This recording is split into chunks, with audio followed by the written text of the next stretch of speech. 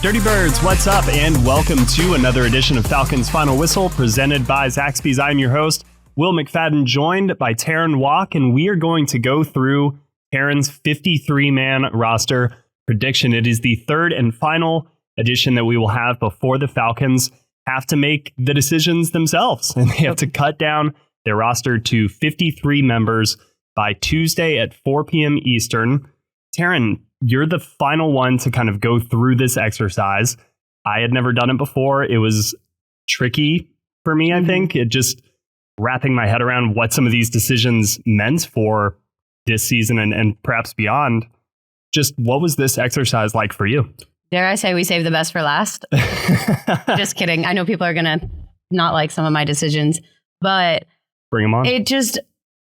I was stressing out, and mine is just a projection that I can't imagine what it's like being in those actual conversations and having to make those actual cuts with real humans, where I feel like mine's like playland. Like, yeah these are real people, but I don't have a say in this, actually. Right. Like, Terry Fontenot is not coming up to my desk and be like, all right, Terrin, who should we keep between these two players? Like, if he did, you'd see me running away, because I don't want to be responsible for these people's livelihoods. Yeah. So with that said, like, I feel bad for the coaches in the upcoming days, and I feel bad for the players who ultimately don't make the cut. But even those who do, like, it's a tough time. You're losing friends in the locker room. You're losing teammates on the roster and people that have been here for like the past month or so. So it is a tough time. I think even Taylor Heineke said, like, it's one of the worst days of the year in the NFL. And I think that's true. Like, dreams are made, but dreams are also shattered.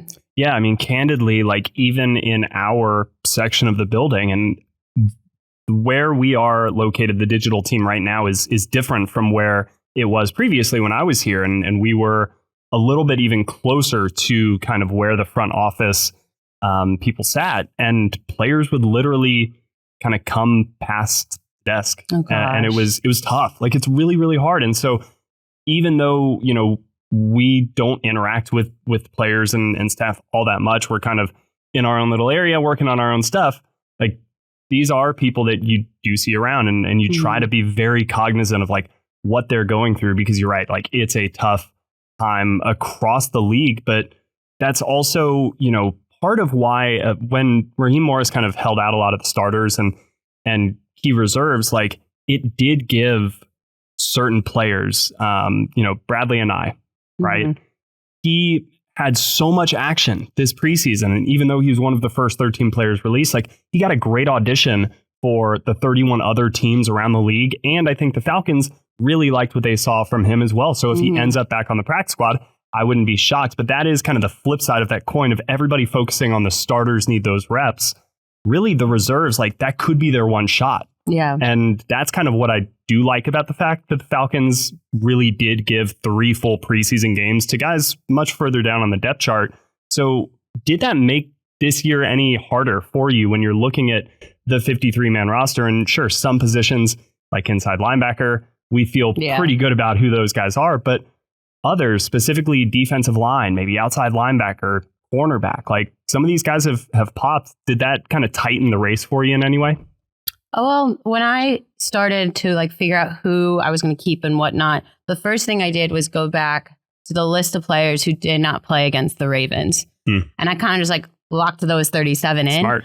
The only one I didn't was safety Dane Cruikshank, if I'm pronouncing that correctly, because he's been injured. So we haven't seen him since then. And I think he did sit that game because of the injury, not because he was a starter or a high level backup. So he's the only one out of that list, that 37, who I ultimately didn't end up putting on my 53. I think, at least. So nobody go check my tweet in the story and go side by side. And if you do that, I encourage you to find a different hobby, because that's frankly insane. I low-key respect it, so at me, but otherwise don't. And so I started from there, because if the mentality was, we've seen enough from these guys, then I'm guessing they're on the team. And so from there, I had what's 53 minus 37. 53 minus 37? 16? Yeah, so then I had 16 spots left. And then, well, 17 because of Dane. And from there, it's just kind of like filling in the blanks of like who I don't think is going to get cut, even if they did play in all 3 games. For example, wide receiver Casey Washington. I think he's making this roster. I think they've been really happy with what they have seen from him. And even though he was a 6th rounder, one of the 3, I don't see them getting rid of him, because if they do, I don't think he'll clear waivers and be available for the practice squad.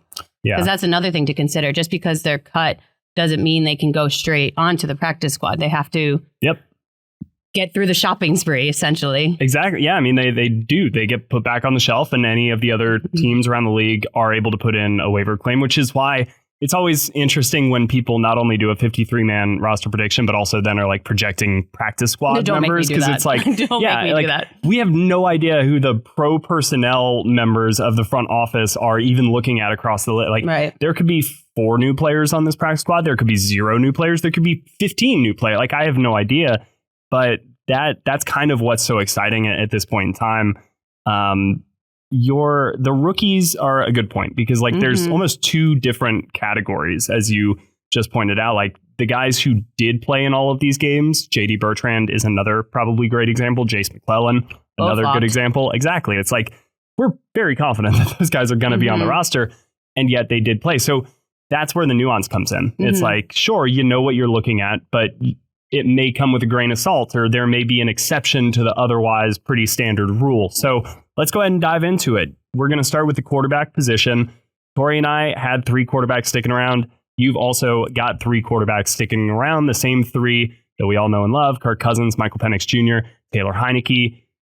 Talk to me about Taylor Heineke, because I know right now he is a very popular name to discuss on the bubble for the Falcons. I went back and forth with Taylor Heineke for a while, like delete, retype, because the more I went back and forth, I don't think he's going to be someone who would be around to sign to the practice squad. We saw that Taylor Heineke could be a good option in a backup role last year, and I think maybe other teams will value that more than the Falcons are, because they already have Michael Penix Jr., but I don't think they're willing to take that risk. I personally wasn't with my 53-man roster, so that's why he ultimately made the cut.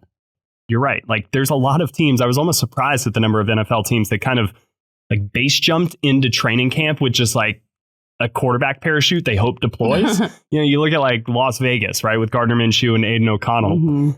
There's not the most proven option there. I know Gardner Minshew has been in the league for a long time, but like, he and Taylor Heineke at one point probably in kind of the same conversation. This journeyman backup who you believe maybe has the potential for more. So you're right. Like, if Taylor Heineke becomes available, I think someone would swoop in. I just assume that there's maybe 3 teams out there that would be kind of like, sure, we'll take Taylor Heineke. We'll look at that. So that becomes a very kind of nuanced conversation once again. So let's see how the rest of this all shakes out. Because again, the first domino. This is where it all, you maybe put a pin in that quarterback if you're the front office and you're like, let's see how else we want this all to look. So running back.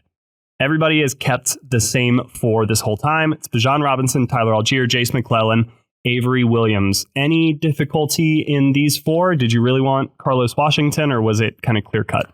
I think it was clear cut. I really like Carlos Washington as like a person, but I just don't see the Falcons choosing him over Jace McClellan, because again, there's more stock in Jace. There's more potentially. Yeah. We don't know yet. It's still year one for starting running him. back at Alabama for a season. Like, I know. I should say there's a lot of potential in the Alabama product. Yours truly. But I also didn't. We thought Carlos was going to pop off more in the preseason. Yep. I know you were rooting for 2,000 yards, which is kind of ridiculous. Yeah, I was just like, he is going to lead the NFL in rushing yards. I thought there was going to be more. There was the attempts. There wasn't the distance. You know what was interesting is when I was looking up, the numbers for this piece, editing it, I noticed Spencer Brown actually had like 15 carries. Came out of nowhere. And at like 77 yards. Like, he actually was second on the team in rushing yards and had the highest average yards per carry.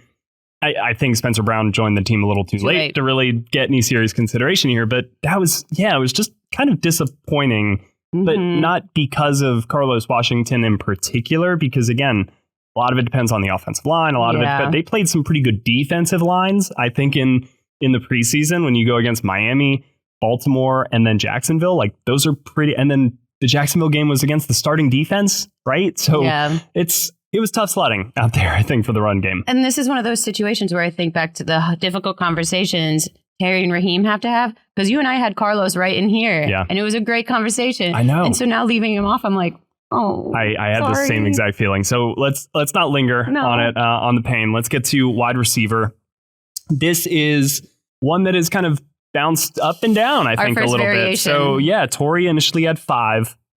She left Chris Blair off. However, that's really with a caveat, early. Right? It was right after Rondale Moore's injury. She was kind of having, I think, if this is fair to say, a placeholder 6th. She just didn't know who exactly that was going to be. Mm-hmm. I had the benefit of writing mine after the Baltimore game. Mm-hmm. And at that point, we had Chris Blair, who was 3rd in the NFL in receiving yards in the preseason. So it was a very easy decision for me to add him as that 6th player. You do not have Chris Blair, no, so you are back down to 5. 4th. Yeah. He's tied for 4th in receiving yards. And this was another one I went back and forth, because the reason I ultimately did not include Chris Blair is because I needed the spot, which went to the defense. And we can come to that later, unless you want me to tell him now who I pick over Chris Blair. We can save it. Okay, good. Whew, I wasn't ready. But it's just, they have so many options. And Drake and Darnell are the ones. And then you have Ray in there too. And then you have a solid backup in Casey, who's shown a lot. I think he has a lot of growing to do, but the potential is there. Like, it's just kind of like crisping things up. He's another Carlos Washington to me, though, where it's like the attempts were there. The yardage maybe wasn't. Like, it wasn't uncommon to see Casey Washington like 6 targets, 2 catches, right? Yeah. Again, he's a rookie. He's got to clean that up. I think that's what you're pointing at. For sure. And I just don't think he would go through the waivers. I don't know. Yeah, it's fair. I just, out of all the draft picks, I only cut 1. And that was Zion Logue. Mm-hmm. Because what'd he do? Like, I just never heard his name this preseason. And I think he's an excellent practice squad candidate. Yeah. Yep. Like, you still got drafted. Kudos to you. I think he will end up on a practice very tough squad. Rotation to crack. Right. I think exactly. That one was way too deep, which we will get into there too.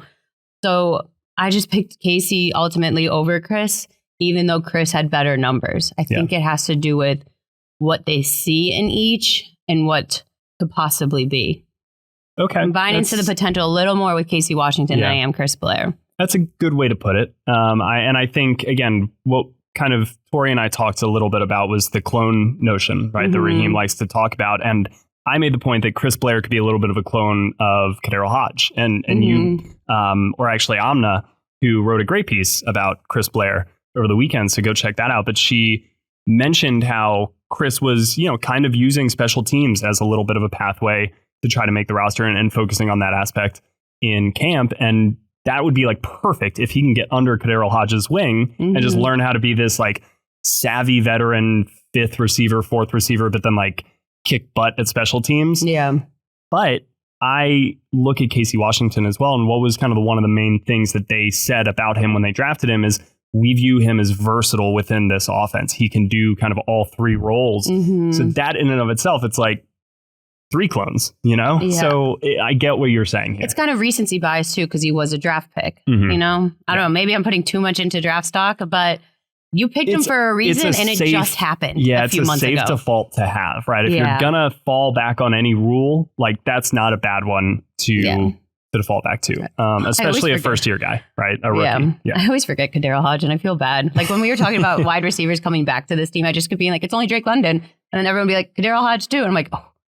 Yeah, but he's like one of those players where, and usually we talk about offensive linemen this way. It's almost like it's not a bad thing that nobody's talking about him, because I guarantee you out there on the field, like his teammates love him, the coaching staff loves him. There's a reason he's back. Making a lot of plays out in practice. It's just kind of ho-hum, like it's not as exciting as even a Casey Washington. I get it. That's the stuff we're drawn to in camp. And Kadero Hodge is just, meanwhile, just solid, just crushing it every single day. He made my roster. Mine as well. So we've got the tight end position next. You have 3. I had 3. Tori had 4. But again, she went first. I think things have trended a different way. So talk to me about John Fitzpatrick and ultimately leaving him off. I went back and forth. It's kind of like exposure theory a bit too, rather than thinking of the negatives for me. It's like I just saw more from Ross Dwelley than I did John Fitzpatrick. I think it was between the two. I didn't have the space to keep a 4th, and because cutting Chris Blair was really tough. Yeah. Trying to cut someone else to get John Fitzpatrick in there wasn't going to happen. So I think it was just the signings of Charlie Warner and Ross Dwelley. They have showed up and shown out more in my mind. And I think we always talk about them being the blockers and whatnot, but both Charlie and Ross have been utilized in the passing game too, like in good ways. Like I've seen Ross with a near one-handed diving catch. I think it ultimately was out of bounds, but it was still athletically impressive and shows what he can do. And so it wasn't me leaving John Fitzpatrick off because he didn't do well. It was me picking the three I thought were strongest. And I agree with that approach. Glass half full for once. Yeah, look at you. That and is it's a growth. Monday. Oh my God, I'm so proud. I used to think, and this maybe even goes back to kind of the previous offense that was in here, right? This almost no-name offense, and I don't mean that as a slight to like Drake London, Kyle Pitts, Bijan Robinson, Tyler Algier, everybody we knew their names on the offense last year, but just kind of this, if everybody's getting 3 catches in a game and you have 7 players catching 3 passes, that it's like so difficult for a defense to actually know who is your number 1 or number 4. Yeah. So you're like spreading it around, right? And that is kind of where I would be like, Luke Stocker, to pull out a name from the past, right? Bring him in. What can he do? Oh man, he could be like this guy in this offense. And now I've kind of shifted that thinking and going back to the way like Kyle Shanahan used Levine Toilolo or Josh Palmer, who were tight ends in that 2016 offense. They only had 4 catches, 5 catches all year. 2 of them were for touchdowns, right? And so it's kind of picking your spots for when to use these guys. It's not that Charlie Warner can't catch a pass, right? It's that he's also a dang good blocker. That's why I nominated him for camp champ after Wednesday's scrimmage, is he was just getting after people. So when you have a guy who is excellent in one area and capable in another, it's not really like we're going to use the capable quality so many times that you have to respect it the way you respect the excellent quality. It's just picking the right spot to utilize that skill to maximum effect. Yeah. And that's what I think you're going to see out of the kind of backup tight ends this year. Almost like a surprise. Exactly. I like it more that way. Yeah, like you kind of, okay, block. Oop, now sneak out the back door. Sneaky snake. Surprise. Today's episode of Falcons Final Whistle is brought to you by Zaxby's. And after a long game, when I'm tired and I need to refuel, I turn to Zaxby's. Their marinated, hand-breaded, fried to perfection chicken fingers, they hit the spot every time. Get yours with seasoned crinkle fries, a nice drink, and whichever of their 12 signature sauces you're feeling at the moment. But it always hits just right. So next time you need to refuel, go get yourself some Zaxby's. All right, offensive line. You had, I believe, 8 as well. We've all had the same 8, so read it off. Jake Matthews, Matthew Bergeron, Drew Dahlman, Chris Lindstrom, Caleb McGarry, Storm Norton, Kyle Hinton, and Ryan Newsel. Anything there that you really want to touch on? I mean, just having all the starters back is great. Yeah. There was no like battle for those 5 spots. Right. It's just like, all right, this was easy. And then picking a few strong backups that you kind of noticed peak a bit more in the preseason. And the backups have been here as well. Exactly. And like that was, this is maybe not age-wise, but this is an older group together. An experienced group. That's the word. They've got a lot of chemistry. I'm not old, I'm experienced. It's something that even the backups in these games, and I'm speaking more, I think, about the internal 3 or interior 3 with Hinton, Newsel, and then Javon Gwynn, who I hope is back on this practice squad because I loved watching him play. But they were really doing some things that were kind of nuanced, like passing off stunts and twists and late blitzers. And I was really impressed. And I was like, that is an experienced offensive line. When even your 2s are doing kind of some tricky stuff, it just is indicative of a group that's been together now for a little bit. So, yep, I think we can move on to the defensive line. We're all crazy. And it's just so tough to cut anybody. And so when Tori started out with 8 guys on her list, and I was like, 8 guys, I think they're going to keep like 6 guys because they're going to have the outside linebackers too. And then they're going to have, no, I got to it. I couldn't do any more or any less than 8. You've got 8. So it was 6 or 8 because if I had to cut anybody, not that I want to, it would have been between Eddie Goldman and Contavious Street, just because the other ones are so strong. Again, it's like hard picking. And so when I looked at those 2, I'm like, I can't pick because they both had really strong preseasons. I remember the scrimmage is perfect example of this. It was Eddie Goldman had a really strong first half, and then Kentavious Street had a really strong second half. Like they were just in the backfield. And so then I was like, I can't do it. I can't do it, so I'm not going to. So there's 8. Eddie Goldman is actually, like we were talking about Zion Loga, and I feel like if Eddie Goldman wasn't a player coming off of a couple of seasons kind of away from the field, no brainer, then he probably wouldn't have been out there as often as he was during the preseason and in practice. So maybe you got a rookie like Zion more snaps in some of those areas, but because Eddie kind of needs those snaps, I think, to get the feel for the game back a little bit, you see how that has a ripple effect maybe further down the depth chart. And kind of the same thing, but in reverse with Kentavious Street. He was somebody who I noticed very early, like day one of camp, as the placeholder for Grady Jarrett. Like when you looked at who were the starters in there with kind of the first team interior defensive line, it was sometimes like David Onyemata, Zach Harrison, and Kentavious Street. Sometimes it was like Taquan Graham, Zach Harrison, Kentavious Street. But like Kentavious Street was always just kind of like right there in the middle. And I had to assume that's going to be Grady Jarrett when he is back in his acclimation and more like up to full speed. Again, I'm talking early camp. I think Kentavious also signed shortly after Grady's injury. Yeah, okay. I think it was that. And they're similar types of players. Going back and rewatching kind of the Miami preseason game, like you can see the quickness that Kentavious Street plays with at times. So yeah, again, we're talking about kind of like clones. Kentavious Street's a valuable backup there. Eddie Goldman's a little bit of a one-of-one on this roster.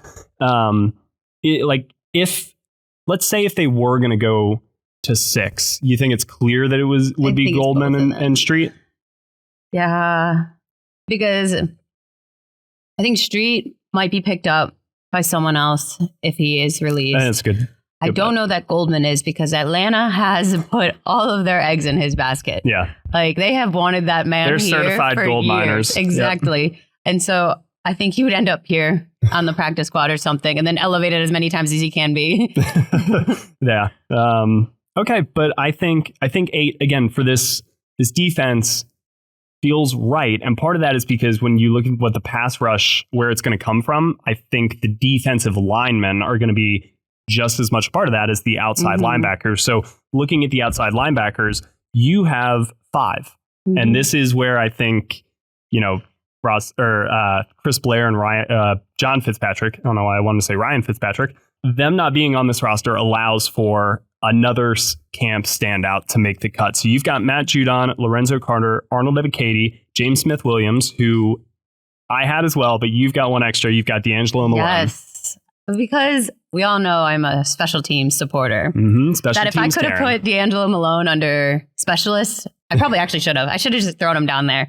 But I will hang my hat on this dynamic kickoff because it's so vanilla right now, but I think it's going to turn into funfetti in the season. Ooh, yeah. That was maybe your best one yet. Thanks. I love that. I didn't know where to go with it because now I'm like over excited about it. But D'Angelo Malone was so good on special teams in the preseason. He had not only a team high, what was it? I think 6, right? 6, not only a team high. That's an NFL best, 6 tackles. Wow. When you looked at the whole league, he had the most special team stops. Yeah. And I think it was Baltimore where we were like, Malone again. Malone with the stop. It was either there or Miami. Miami was the first. It was definitely, Miami was kind of like the breakout where he was just doing it like on punt, on kickoff, on like all of them. And then he doubled down in Baltimore and it was like, there's D'Angelo Malone again. Oh my God, there he is again. Like, yeah. Yeah. And then another thing is we talked to him after practice one day, and the full-time switch to outside linebacker, I think he's so much more comfortable with it and he can kind of grow and develop that this could be the season of growth. Like he's getting his in with special teams, but I wouldn't be surprised if he starts to earn some opportunities with the defense too. Well, and even when he was coming out of college, like D'Angelo Malone was in a little bit of this hybrid 3-4 outside linebacker edge guy. And the things that he did well were like rush the passer or drop into coverage. And now I think you're seeing him able to do more of that in this outside linebacker 3-4 look, as opposed to what was kind of the Ryan Nielsen 4-3 hand in the dirt. We're going to go. And he wasn't really suited for that type of work, I think. You're trying to fit a square into a circle. Exactly. And now the circle just gets to be the circle. Yeah. And he gets to ball out on special teams, which if you're saying he led the NFL in special teams tackles, like the cliche about the preseason is like, you got to earn your roster spot on special teams. Well, there you go. I think he made a pretty Perfect good example. case, and he made your roster. So inside linebacker, the same four that has always been: Caden Ellis, Troy Anderson, Nate Landman, JD Bertrand. Let's use this space really quickly, though, just to touch on kind of the injury updates that Raheem provided on Friday night. About which one's the quad and which one's the groin? So I believe groin is Ellis and quad is Nate Landman. Okay. Regardless, they're both nursing some injuries right now. I know Nate did not put his jersey on at all for the final preseason game, whereas Caden did suit up for warmups. I mean, all the starters suited up for warmups, but then they changed out. It was like a tease. It was. Such a tease. I was like, ooh, are they going to do it? And then they did not. But that'll be interesting to see, like, how Raheem Moore said they're day to day. So it'll be interesting to see how long that day to day continues. Does it continue into week one preparation? Does it continue into the week one game? Like, is JD Bertrand going to get a start in week one as a rookie? So he stepped up to the plate in the scrimmage, like him and Troy Anderson held their own together. I don't know. It would stink to start off the season with injuries in that group, because we've talked about all preseason how strong that group is. But you'd want Caden Ellis or Nate Landman, I would think, to be in there against Pittsburgh. Again, knowing their experience with Arthur Smith's off. Like, if JD Bertrand is in there, who wasn't around last year and is a rookie against an offense that we expect to have a lot of moving pieces, just from what we saw here, that would be a tougher spot. I'd feel much better about Caden Ellis being back, or Nate Landman, or both, honestly. Put all four out there. Put all four out there at the same time. That would be amazing. All right. Attack of the linebackers. Cornerback, we've got 6 players, the same 6 the entire way. So that's crazy. As much as we were talking about that being a spot for camp battles and like, who is the depth, what's going to emerge, pretty consistent. We've got AJ Terrell, Mike Hughes, D. Alford, Clark Phillips, Kevin King, and Antonio Hamilton. Any thoughts there that were kind of unexpected for you? I wouldn't say unexpected. If I needed a space on the defense, Antonio Hamilton would have been the one. Interesting. But he was on that list for Baltimore that didn't play. So he was like an automatic slide in too. But another way to wiggle around would have been making Kevin King a safety. But a number's a number. Like, changing his position doesn't change the body count. So that didn't end up happening. But yeah, I think obviously AJ is going to be here for a minute. He just signed his extension. Then you have Mike Hughes and Clark Phillips, who were essentially competing for that role all throughout the preseason, with Mike essentially getting the nod with the depth chart, putting him as the one, and then Clark as a great option right behind him. D's his little special nickel. Like, he's got his own little spot.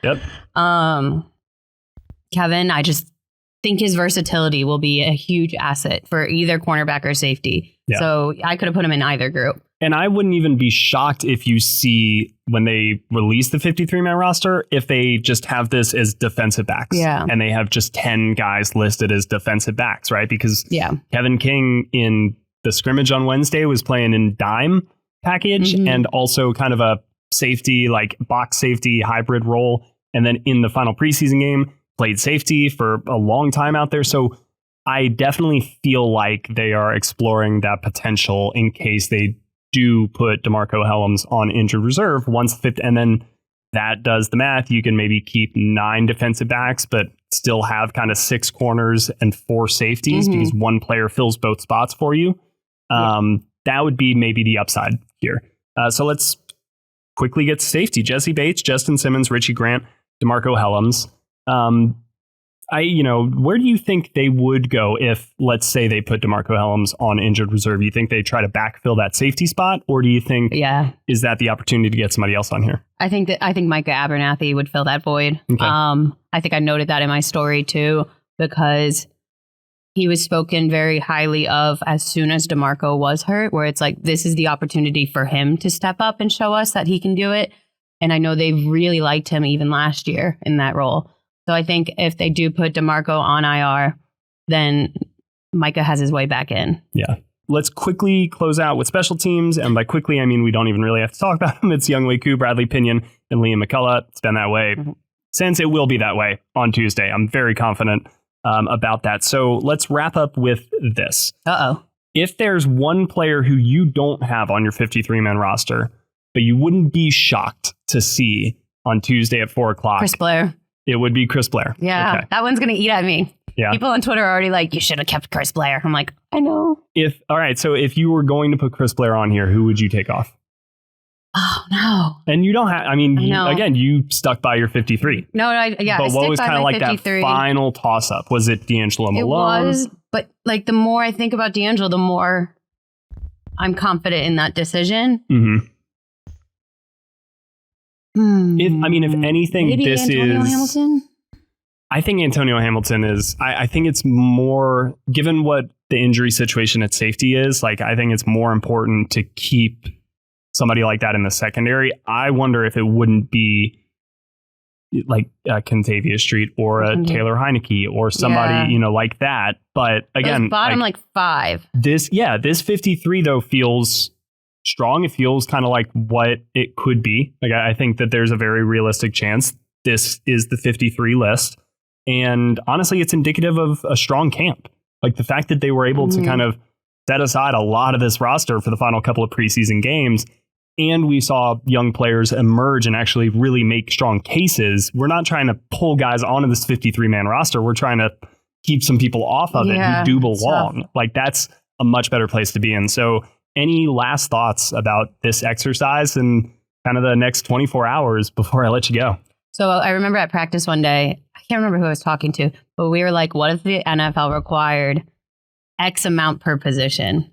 Like, okay. Like mandatory minimums or maximums? Both. Like you had to have 5 running backs. No questions asked. Oh my God. You know what I mean? I don't even want to think about that. That would break my brain. Like 5 running backs? Like high school prompts you would get where like 3 guys standing around most of the game. Okay, that was a bad one to pick. But like required only 6 D linemen. Yeah. Required 4 safeties. Required 4 cornerbacks. Like really specific like that. Yeah. You know how fun that would be? See, I almost go in the opposite direction because I am for experimentation. I want people to throw stuff at the wall. Like I want people to get crazy. But that's what this is. That would hone people in, right? But I want somebody to be like, we're going to keep 1 safety and we're going to have 15 cornerbacks on the roster. Oh, gosh. Let's just get crazy with it. Let's go ahead and wrap up this podcast. This was a pretty long one. So oops. Thank you guys so much for listening and watching today's Falcons Final Whistle presented by Zaxby's. The 53-man roster will be revealed Tuesday by 4 p.m. Eastern time. And we will find out who is on it, who is here for the regular season, which is right around the corner. Falcons Steelers is coming up. So we will be here for all of it. But again, thank you for joining us for all of training camp. This was great. It was a pleasure bringing all of this action to you. So for Terrin Waack, I am Will McFadden. We will see you guys soon. Until then, take care.